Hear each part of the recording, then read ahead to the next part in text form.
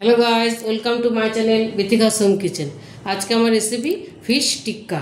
तो चलो আমি তোমাদের দেখাও ফিশ টিক্কা করতে কি কি উপকরণ আমি নিয়েছি।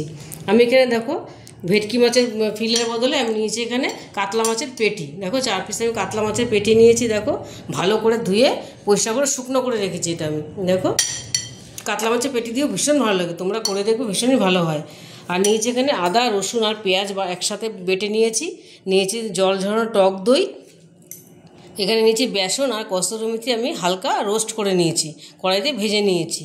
আর নিয়েছি এখানে হলুদ গুঁড়ো, লঙ্কার গুঁড়ো, কাশ্মীরি লঙ্কার গুঁড়ো, ধনে গুঁড়ো, জিরের গুঁড়ো আর গরম মশলা গুঁড়ো। আর নিয়েছি এখানে বিট নুন, সর্ষের তেল, এমনি নুন নিয়েছি, ধনেপাতা কুচি। আর সাজানোর জন্য নিয়েছি আমি পেঁয়াজ স্লাইস করে নিয়েছি পেঁয়াজ। আর এখানে নিয়েছি গন্ধরাজ লেবু, তোমরা পাতি লেবুও নিতে পারো। আর এখানে জোয়ান দিলেও খুব ভালো হয়, জোয়ানটা করে হালকা রোস্ট করে জোয়ানটাও দেওয়া যায়। আমার জোয়ান নেই বলে আমি দিতে পারিনি, তোমরা জোয়ানটা দেবে, আরও সেন্টটা ভালো আসবে। সবার প্রথমে আমি মশলাগুলো একসাথে করে নেব। প্রথমে দিয়ে দেবো আমি টক দই, দিয়ে দেবো আমি আদা রসুন পেঁয়াজ বাটাটা, দিয়ে দেবো আমি দেখো বেসন আর কসুরি মেথিটা,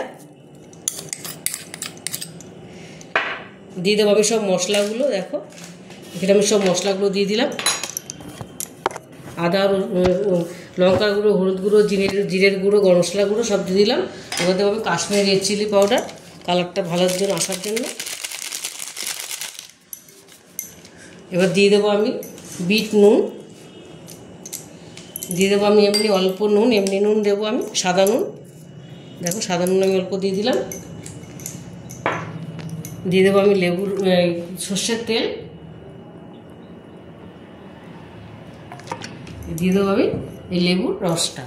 দেখো এবার এটাকে আমি ভালো করে মিক্সিং করে নেবো। এটা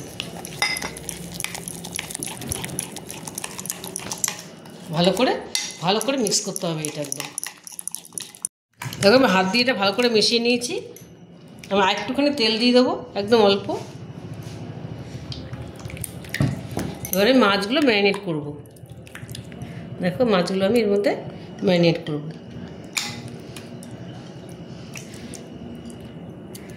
যে ভালো করে ম্যারিনেট করে মাখিয়ে নিলাম। দেখো এটা আমি এবার ফ্রিজে 30 মিনিট রেখে দেবো। নর্মাল ফ্রিজে 30 মিনিট রেখে দেবো। তোমরা 1-2 ঘন্টা রাখলেও আরও বেশি ভালো হবে, খেতে আরও বেশি ভালো নরম হবে, জিনিসটা সফট হবে একদম। এটা আমি এবার 30 মিনিটের জন্য আমি ফ্রিজে রেখে দেবো। দেখো আমার ম্যারিনেটটা হয়ে গেছে, আধ ঘন্টার বেশি হয়ে গেছে। এবার আমি এটা ফ্রাই করব।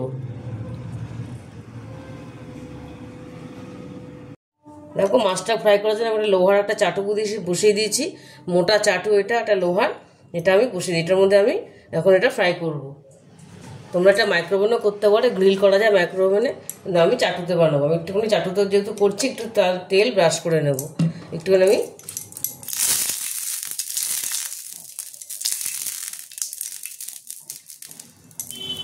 এবারে মাছগুলো একে একে ছেড়ে দেবো।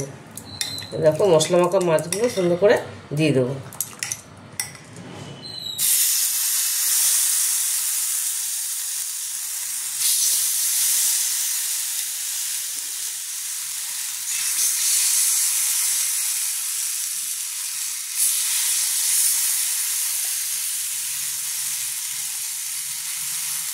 মশলাটা উপর দিয়ে দেবো, এটা খেতে ভালো লাগবে।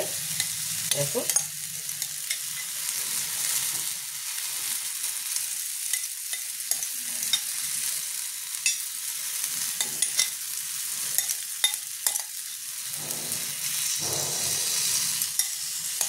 এটা আমি ঢেকে দেবো, 5-7 মিনিট আমি এটা ঢেকে দেবো। দেখো একদিকটা আমার হয়ে এসছে, আমি এবার এটা উল্টে দেবো। দেখো আমি উল্টে দেবো, সুন্দর পোড়া পোড়া হয়েছে। এরকম করে আমি সবকটা উল্টে দেবো।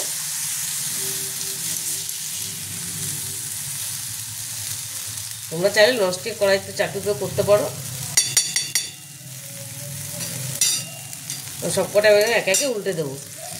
সবকটা আমি উল্টে দিয়েছি। আমি একটু উপর দিয়ে তেল দিয়ে দেবো, যেহেতু লোহার চাটু নয় লেগে যাবে।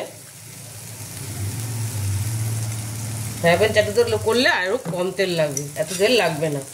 দেখো এবার আমি আবারও ঢেকে দেবো, 5-7 মিনিটের জন্য আবারও ঢেকে দেবো।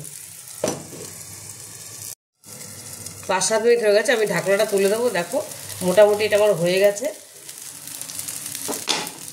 দেখো পুরো একদম সুন্দর একটা পোড়া পোড়া ভাব চলে এসেছে। দেখো এটা সুন্দর হয়ে গেছে। এটা তোমরা মাইক্রোওভেনে করলে আরও কম তেল লাগবে, আরও তাড়াতাড়ি হয়ে যায়, ভালো হবে আরও। দেখো সুন্দর হয়ে গেছে। এবারে আমি গ্যাসটা বন্ধ করে দেবো। এবার আমি এটা নামিয়ে নেব। দেখো ফিশ টিক্কাটা আমার রেডি হয়ে গেছে। দেখো কি সুন্দর হয়েছে দেখতে। আমি কাতলা মাছ দিয়ে করেছি, তোমরা এটা ভেটকি মাছ দিলেও করতে পারো, ভেটকি মাছের ফেলে দিয়ে। এটাও খুব ভালো লাগে খেতে, তোমরা একবার বানিয়ে দেখো, দেখবে ভীষণই ভালো হয়। এবার এটাকে আমি একটুখানি গার্নিশিং করে নেবো। দিয়ে দেবো একটুখানি আমি গোলমরিচের গুঁড়ো দিয়ে দিলাম, একটুখানি দিয়ে দেবো লেবুর রস দিয়ে দিলাম ওপর দিয়ে একটুখানি। এটা দিলে একটু বেশি ভালো লাগবে। দিয়ে দেবো একটুখানি ধনেপাতা কুচি, আর দিয়ে দেবো আমি একটুখানি পেঁয়াজের রিং। তোমরা এটা বাড়িতে অবশ্যই বানাবে, দেখো ভীষণই ভালো হয় খেতে।